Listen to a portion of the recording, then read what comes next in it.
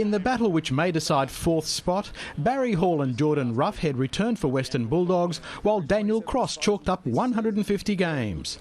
6 changes for Fremantle following the shock loss to Richmond. Experienced duo Ryan Crowley and Kepler Bradley are injured, while Paul Hazelby received a late reprieve after David Mundy fell ill on match morning. Captain Matthew Pavlich has been struggling with an ankle injury. Western Bulldogs charged through the corridor and Brian Lake potted the opening goal before the defender backed up for his second 5 minutes later. Bends it back a little, bends it back magnificently.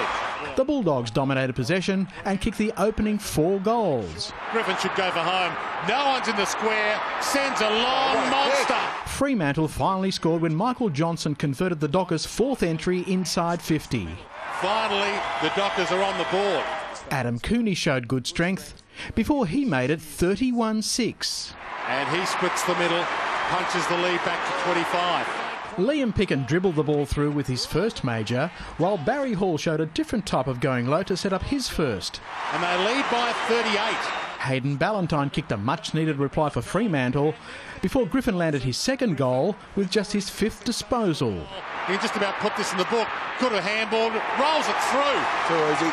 Hall closed down the first quarter with the Bulldogs' 9th goal.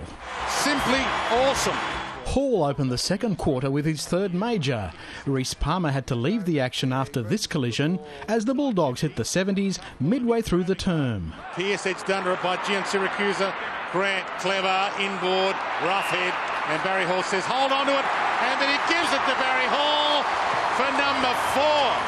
Brodie Moles did all his own work to make it a 50-point game. Hands it off to Moles. Higgins peeling back. Now he comes back towards the kicker. Moles might go for home. Should skid it through. Gorgeous. Then a couple of first-time goal kickers, Jesse Crichton for Freo and Easton Wood for the Bulldogs. And goal number 1 for his career. Griffin then produced a pearler of a kick off the outside of his right boot. What about that? Griffin with the outside of the foot. If it bounces, it's one of the goals of the year. Barely a contest at half-time, Western Bulldogs in front of Fremantle 89-32. The long break did the Bulldogs no harm. Brad Johnson and Moles topped up with extra fuel to pass the century mark. Cross sends it back. Moles from 48. They are playing with them.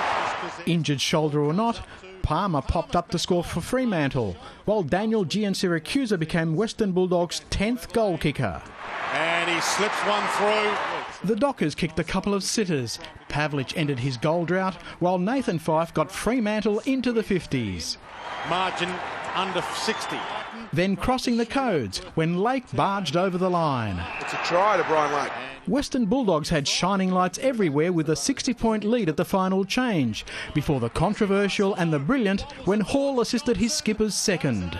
Barry Hall back in the pack. That is unbelievable. That is one of the goals of the year. Unbelievable. He taps it back off the right foot of Johnson. That's magnificent. The 2 superstars. I'm backing Chelsea Roffey in there. Yeah, I'm not going to go against Chelsea. I am as well. She was right on the spot. Yeah. Fantastic goal.